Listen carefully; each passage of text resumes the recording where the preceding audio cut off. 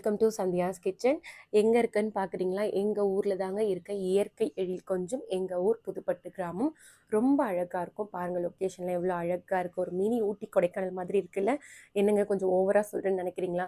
நிஜமாகவே அப்படி தாங்க இருக்கும். அவ்வளோ அழகாக இருக்கும். அவங்க ஊருக்கு அவங்கவுங்க ஊர் அழகு தான் இல்லைங்களா? நிஜமாகவே எங்கள் ஊர் அழகும் கூட. அது மட்டும் இல்லைங்க, இங்கே பாருங்கள், சமயபுரத்தம்மன் எவ்வளோ அழகாக இருக்காங்க.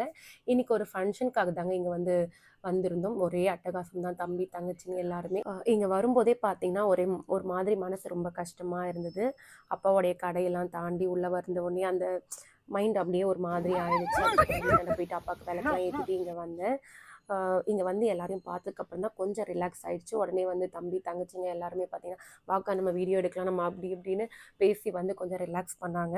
அதுக்கப்புறம் வீடியோ எடுக்க ஸ்டார்ட் பண்ணியாச்சு. நம்ம எடுக்கணுங்கிற ஐடியாலேயே கிளம்பலாம், மைக்கெலாம் எடுத்துகிட்டு நான் ரெடியாகி வந்திருப்பேன். என்னவோ தெரியல, மனசு ஊருக்கு போனாலே கொஞ்சம் சங்கடமாகவே இருக்குது. இப்போ கொஞ்சம் பரவாயில்ல. அங்கே போயிட்டு எல்லாரையும் பார்த்ததுக்கு அப்புறமா நேத்ரா பேக்லாம் அங்கேயே வச்சுட்டு வந்துட்டேன். அவளை கொஞ்சம் எடுத்துகிட்டு வர சொன்னேன். அதெல்லாம் எடுத்துகிட்டு இருக்கா. இப்போ தான் பார்க்குறேன், காலையில் விடிய கிளம்புற கிளம்புனா நேத்ராவோட ஃபுல்லுக்கு பார்க்க முடியல. அரை தூக்கத்திலே கிளம்புன மாதிரி இருந்தது. ட்ரெஸ் எல்லாம் அவளுக்கு நல்லா இருக்குது. அங்கே நிறைய குட்டி பைரவர்கள் தாங்க. செம்ம பசி போலங்க. ஏதாச்சும் கேட்டு நம்மளை கேட்குறாங்க, கொலைச்சு அவங்க கேட்குறாங்க. அவங்களுக்கு எதாச்சும் போட்டு அவங்க வயிறை ஃபில் பண்ணி விட்டாச்சு. அதாவது இங்கே வந்த உடனே நிறைய மலரும் நினைவுகள், கஷ்டமான நினைவுகள் நிறைய வந்துடுச்சு. இந்த இடம் பார்த்திங்கன்னா மாரியம்மன் கோவில். அப்படியே பக்கத்துலேயே எங்கள் குலதெய்வம் கோவிலும் இருக்குது, ஆவணி அம்மன். சின்ன வயசுலாம் பார்த்திங்கன்னா, நான் ஒரு 3rd 4th படிக்கும்போதுலேருந்தே சொல்கிறேங்க, ஒரு கையில் ஒரு பக்கெட் மஞ்சள் குங்குமம் எடுத்துகிட்டு ஃப்ரைடே ஆனால் இங்கே வந்துடுவேன். சுவாமிக்கு தண்ணி ஊற்றி வாஷ் பண்ணிவிட்டு அவங்களுக்கு அபிஷேகம்லாம் பெருசாக நம்ம பண்ண மாட்டோம். வெறும் தண்ணி ஊற்றி, கையில் பால் இருந்தால் பால் ஊற்றி அபிஷேகம் பண்ணிவிட்டு மஞ்சள் குங்குமம் வச்சுட்டு நான் எவ்ரி ஃப்ரைடே பண்ணுவேங்க சின்ன வயசுல இருந்தே. அது வீட்டில் அம்மா அப்போது சொல்லி அனுப்பாங்க, போயிட்டு நீ போய் சாமிக்கு அபிஷேகம் பண்ணிட்டு வா அப்படின்னு சொல்லிட்டு. அதெல்லாம் ஞாபகம் வருது. குட்டியாக இருந்தோம், இன்றைக்கி நம்ம பசங்க வளர்ந்து நம்ம கூப்பிட்டு வரோம். அந்த ஒரு ஞாபகம்லாம் வந்துச்சு. பக்கத்தில் பார்த்திங்கன்னா இன்றைக்கி என்ன ஃபங்க்ஷன் சொல்லிடுறேங்க, காது குத்தல் ஃபங்க்ஷன் தான். அப்பாவோட தம்பி, எங்கள் சித்தப்பா பசங்களுக்கு காது குத்தல் ஃபங்க்ஷன். சிம்பிளாக தான் பண்ணுறாங்க, ரொம்ப சிம்பிளாக டக்குன்னு முடி எடுக்கணும் அப்படிங்கிறதுனால ஆவணியம்மன் கோவிலாண்டியே பண்ணுறதுக்கான அரேஞ்ச்மெண்ட்ஸ் தான் போயிட்டுருக்கு. எல்லாருமே அவங்கவுங்க வாங்கிட்டு வந்த ட்ரெஸ் எல்லாம் எடுத்து வச்சுட்டாங்க. மொட்டை அடிக்க ஸ்டார்ட் பண்ண போகிறாங்க. சரி, நம்மளும் எடுத்து வைக்கலான்னு சொல்லிட்டு நான் வாங்கிட்டு போன ட்ரெஸ் எல்லாம் எடுத்து வச்சுட்டு மொட்டை அடிக்கிறது பார்த்திங்கன்னா மார்னிங்கே சொல்லியிருந்தாங்க 7:30க்குள்ளே முடிக்கணுன்ற மாதிரி. அப்புறம் ஃபோட்டோ ஷூட்னால அது டிலே ஆகிடுச்சு. லாஸ்ட் நல்ல நேரம் முடியறதுக்குள்ளே கடகடன்னு பண்ணணும்னு சொல்லிட்டு ஃபஸ்ட் சுவாமி கும்பிட ஆரம்பித்தாச்சு. ஆவணியம்மனுக்கு சூப்பராக படையெல்லாம் போட்டு சாமியெல்லாம் கும்பிட்டுட்டு அதுக்கப்புறம் வேலைகளை கடகடன்னு ஸ்டார்ட் பண்ணியாச்சு. நல்ல நேரம் பார்த்து அதுக்கப்புறம் டக்குன்னு மொட்டையை அடிச்சுட்டு டக்குன்னு காது குத்த உட்காந்தாச்சு. ஏன்னு கேட்டிங்கன்னா, லாஸ்ட்டாக கொஞ்சம் நேரம் தான் நல்ல நேரம் இருக்குங்கிறதுனால டக்குன்னு முடிக்கணும்னு வேகமாக பண்ணிட்டு இருந்தாங்க. பாப்பா மொட்டை அடிக்கணும்னு ஜாலியாக தான் இருந்தா.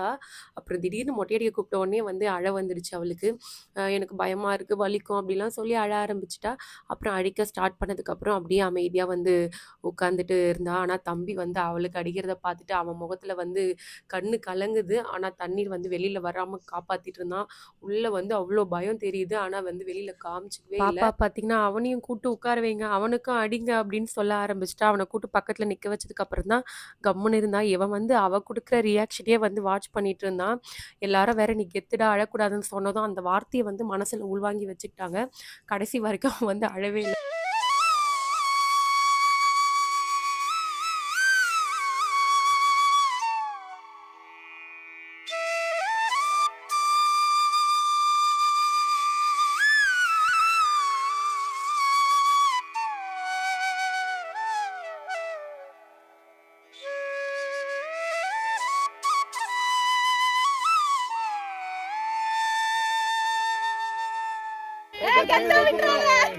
ஊசி போடுற மாதிரி தாண்டா இருக்கும்.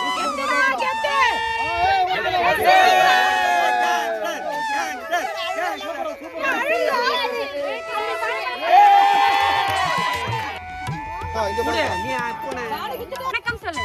வணக்கம் சொல்லு. பப்பு நீ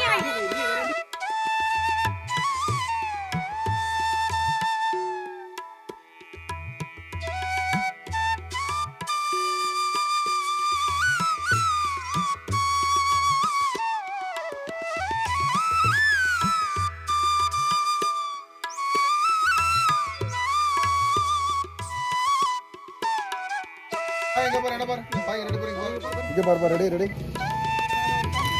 அங்க பாருங்க. Ready ready. இங்க பாருப்பா. குட்டீஸ்லேருந்து பெரியவங்க வரைக்கும் நலங்கெல்லாம் வச்சு காது குத்தல் ஃபங்க்ஷன் பார்த்தீங்கன்னா ஃபினிஷ் பண்ணியாச்சுங்க. வீட்டுக்கு போயிட்டு ட்ரெஸ் சேஞ்ச்லாம் பண்ணிட்டு வந்தாச்சு. காலைல டிஃபனுமே பார்த்தீங்கன்னா ஹோட்டலில் தான் சொல்லியிருந்தாங்க. மத்தியானமே ஹோட்டலில் தான் வந்து அரேஞ்ச் பண்ணியிருந்தாங்க. லஞ்ச் சாப்பிட்டு கிளம்புங்க அப்படின்னு இருந்தாங்க. வந்து லஞ்ச்லாம் சாப்பிட்டு முடிச்சுட்டு அதுக்கப்புறம் ஃபைனலாக சுற்றி போட்டாங்க. எல்லாத்தையும் வந்து முடிச்சுட்டு அழகாக வந்து ஊருக்கு வந்து கிளம்பியாச்சுங்க. இந்த வீடியோ வந்து உங்களுக்கு பிடிச்சிருக்குன்னு நினைக்கிறேன். லைக் பண்ணிட்டு ஷேர் பண்ணிக்கோங்க. மறக்காமல் நம்ம சேனலை சப்ஸ்கிரைப் பண்ணிவிட்டு சப்போர்ட் பண்ணிக்கோங்க. தேங்க்யூ.